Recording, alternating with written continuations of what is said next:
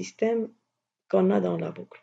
Donc, dans la suite, on va considérer deux cas.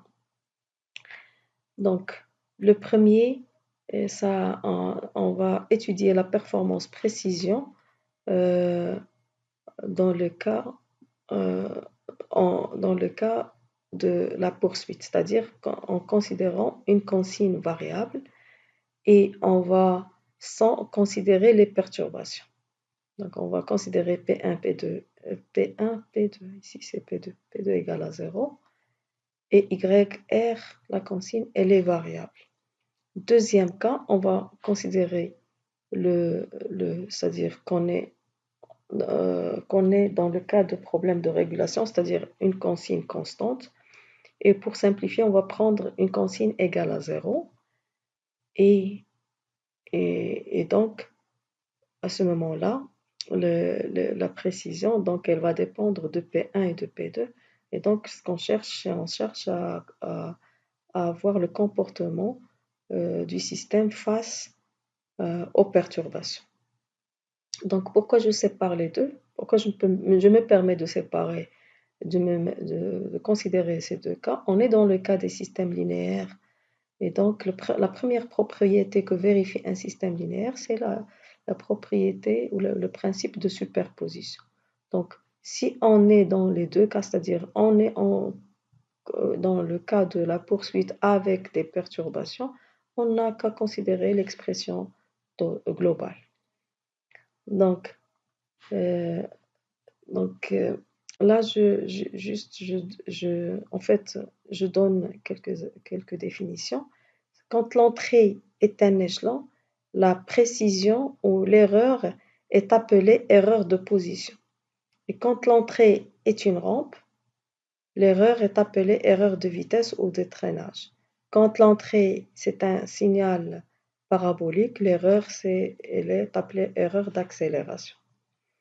Donc, vous voyez donc l'expression, elle va dépendre bien sûr des entrées et aussi du système, c'est-à-dire des fonctions de transfert C, G et H. Donc, cette erreur, elle sera soit nulle, soit finie, soit infinie, tout simplement. On verra, euh, on verra les conditions de ces trois situations. Donc, premier cas, le cas de la poursuite. Donc, le cas de la poursuite, on va considérer qu'on n'a pas de perturbation. Qu'on n'a pas de perturbation, ça, je reviens donc, au schéma. Qu'on n'a pas de perturbation, donc on a un système bouclé. Dans la chaîne directe, C en série avec G, et dans la chaîne de retour H, donc la fonction de transfert en boucle ouverte, ce sera tout simplement C fois G fois H. Donc, P1, P2 sera égal à 0, donc le terme sera E de P égale à 1 sur 1 plus C, G, H, Y, R de P. Donc, c'est 1 sur 1 plus la fonction de transfert en boucle ouverte du système fois YR de P. Donc, toute fonction de transfert peut se mettre sous cette forme-là, c'est-à-dire la fonction de transfert en boucle ouverte, on peut la réécrire sous cette forme-là. K, une constante K, sur P à la puissance alpha fois R de P. Donc, il suffit de mettre en facteur les constantes de telle façon et mettre en facteur aussi dans le dénominateur le nombre de pôles nuls de telle façon à avoir la fonction R de P telle que R de 0 elle est égale à 1. Alpha, elle désigne le nombre de pôles nuls ou le nombre d'intégrations du système. Donc, quelques définitions. La classe du système, donc on note par la classe du système le nombre d'intégrations ou bien le nombre de pôles nuls. Quand alpha égale à 0, on a un système sans pôle nul, sans intégration.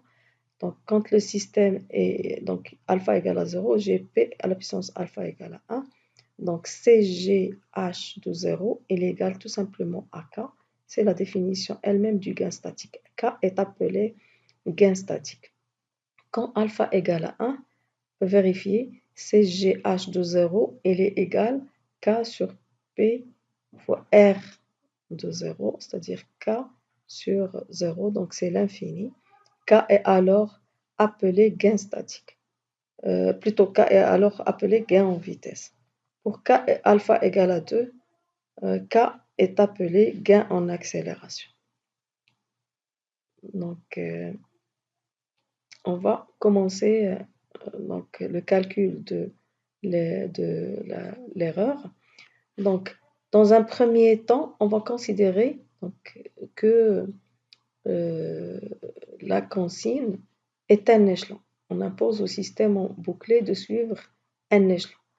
Donc, YR de P, il est égal tout simplement à 1 sur P. Je considère un échelon unitaire.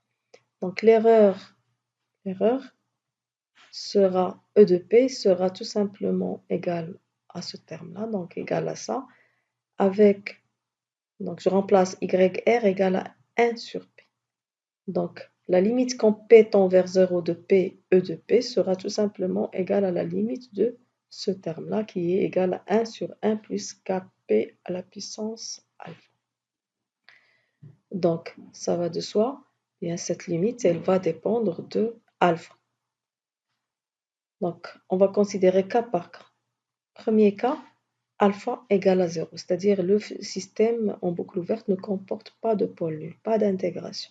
Donc, pas d'intégration, je n'ai pas le P à la puissance alpha, donc cette limite sera tout simplement égale à 1 sur 1 plus K.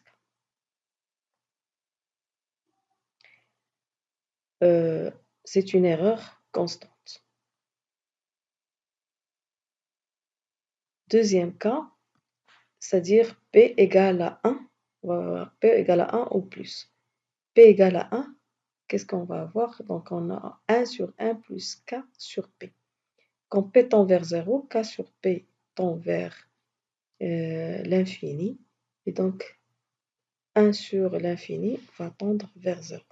Ça, c'est valable aussi pour alpha supérieur à 1. Donc, si le système en boucle ouverte comporte une intégration ou plus, eh bien, l'erreur de position est nulle. Qu'est-ce que ça veut dire?